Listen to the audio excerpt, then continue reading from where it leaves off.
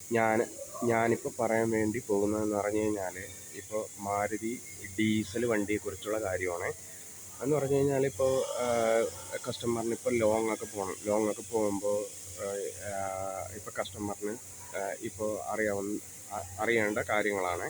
ഇതിപ്പോൾ ലോങ് ഒക്കെ പോണ വണ്ടിയൊക്കെ ഇപ്പോൾ കസ്റ്റമർക്ക് തന്നെ ഇപ്പോൾ ചെക്കപ്പും കാര്യങ്ങളൊക്കെ ചെയ്യാനായിട്ട് ഞാനിപ്പോൾ ഒരു വീഡിയോ ഞാൻ പറഞ്ഞു തരാം. നാല് കാര്യങ്ങളാണ്.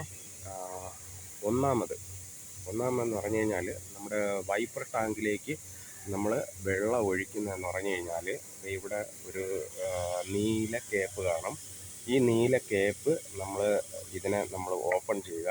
ഓപ്പൺ ചെയ്തിട്ട് നമ്മൾ ഇതിലേക്ക് വെള്ളം ഒഴിച്ചു കൊടുക്കണം. വെള്ളം ഒഴിച്ചു കൊടുത്തു കഴിഞ്ഞാൽ നമ്മുടെ പൈപ്പിലുള്ള വെള്ളം മതി. ആ വെള്ളം ഒഴിച്ച് കൊടുക്കണം. പിന്നെ ഇതിൽ സ്ക്രീൻ വാഷും കൂടെ ആഡ് ചെയ്ത് കഴിഞ്ഞാൽ നമുക്കിപ്പോൾ വൈപ്പർ സ്പ്രേ ചെയ്യുന്ന സമയത്ത് പെട്ടെന്ന് ഗ്ലാസ് ക്ലീൻ ആവുകയും ചെയ്യും. വൈപ്പർ ബ്ലേഡ് സ്ക്രാച്ച് ആകത്തും ഇല്ല. രണ്ടാമെന്ന് പറഞ്ഞു കഴിഞ്ഞാൽ, ഇപ്പോൾ നമ്മുടെ ഡീസൽ വണ്ടികളുടെ ഓയിൽ ലെവൽ നോക്കുന്നത് ഇതാണ്. ഓയിൽ സ്റ്റിക്കിൻ്റെ കളറെന്ന് പറഞ്ഞു കഴിഞ്ഞാൽ യെല്ലോയാണ്. ഇപ്പം നമുക്കിപ്പോൾ ഓയിൽ ലെവൽ നോക്കുന്നത് എങ്ങനെയാണ് നോക്കാം. ഓയിൽ സ്റ്റിക്കിനെ നമ്മളിങ്ങനെ പുറത്തേക്ക് വലിച്ചെടുക്കണം. വലിച്ചെടുത്തതിന് ശേഷം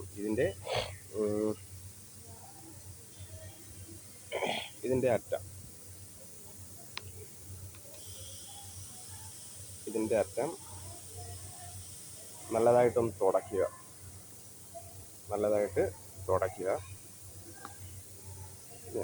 ഞാനിപ്പോൾ പറഞ്ഞുതരാം. നമ്മുടെ ഓയിൽ സ്റ്റിക്കിൽ നമ്മൾ നോക്കിക്കഴിഞ്ഞാൽ നമുക്കറിയാം. ഇതിപ്പോൾ ഏതുവരെയാണ് ഓയിൽ ലെവൽ എന്നറിയണമെങ്കിൽ, നമ്മുടെ ഇവിടെ ഇതുവരെയുള്ള ഒരു വെട്ടാണ് കേട്ടോ.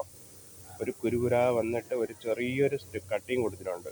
അപ്പോൾ ഇതുവരെ ഞാൻ ഈ വിരൽ വെച്ചിരിക്കുന്നത് കണ്ടോ, ഇതുവരെ നമുക്ക് എൻജിൻ ഓയിൽ ഉണ്ടായിരിക്കണം.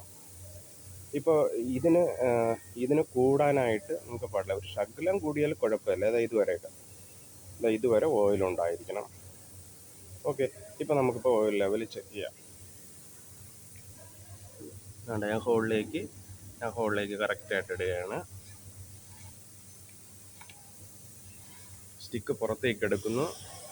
വേണ്ടോ ഓയിൽ ലെവൽ ഇങ്ങനെ വേണ്ടോ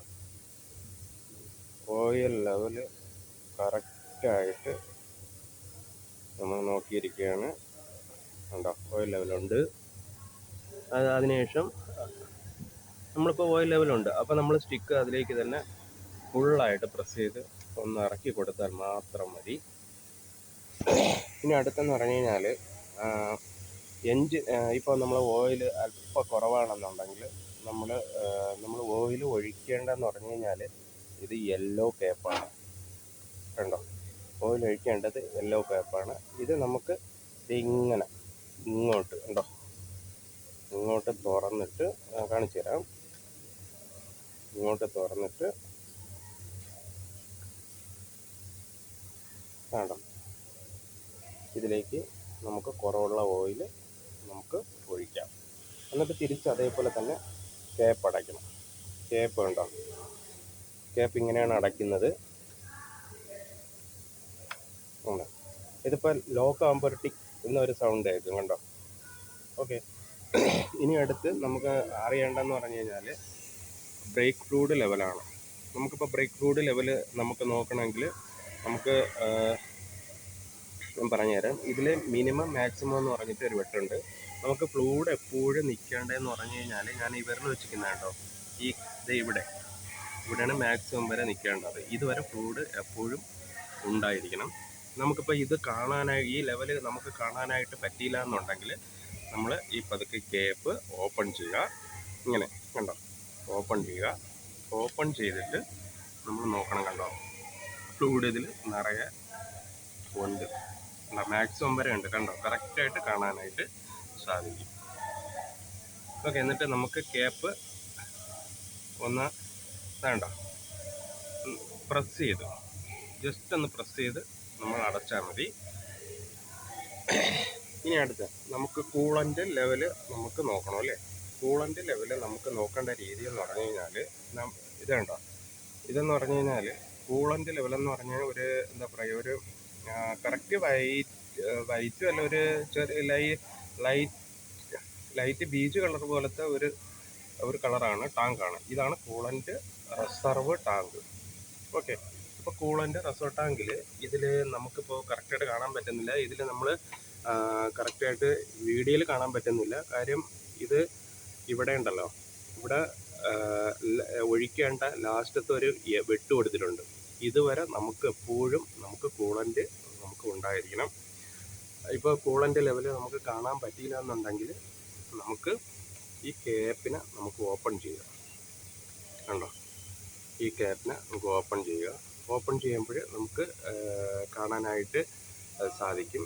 ഇതിപ്പോൾ എന്ന് പറഞ്ഞാൽ കറക്റ്റായിട്ട് കാണാൻ സാധിക്കും. കാര്യം ഇതിൻ്റെ ഡീസൽ വണ്ടിയുടെ കൂളൻ്റിൻ്റെ കളറെന്ന് പറഞ്ഞു കഴിഞ്ഞാൽ ഗ്രീനാണ്. ഓക്കെ. ഇതിപ്പോൾ കറക്റ്റായിട്ട് അത് കാണാനായിട്ട് സാധിക്കും, ഗ്രീനാണ്. അപ്പോൾ ഗ്രീൻ കളർ കൂളൻ്റ് ഇതിലുണ്ട്. അപ്പോൾ നമ്മൾ തിരിച്ച് നമ്മൾ ക്യാപ്പ് അടയ്ക്കുമ്പോഴെന്ന് പറഞ്ഞു കഴിഞ്ഞാൽ ഇതാകണ്ട, ഇതിലിപ്പോൾ ഒരു വെട്ടുണ്ട്. ഈ വെട്ട് ഇത് ലാസ്റ്റ് അടച്ചു വരുമ്പോൾ തനിയെ ഇതിലേക്ക് ലോക്കാവും. കണ്ടോ, തനിയെ ലോക്കാവും. കണ്ടോ, നമ്മളിപ്പോൾ കാണിച്ചു തരാം. ഇതിപ്പോൾ ക്യാപ്പ് അടയ്ക്കണേ. ക്യാപ്പ് നമ്മൾ അടയ്ക്കുമ്പോൾ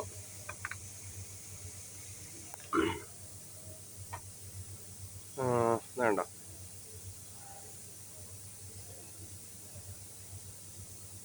ക്യാപ്പ് അടയ്ക്കുമ്പോൾ ഇതാ ഫുൾ ടൈറ്റ് ആകുമ്പോൾ തനിയെ ലോക്കാവും. അപ്പം നോക്കിക്കോണേ.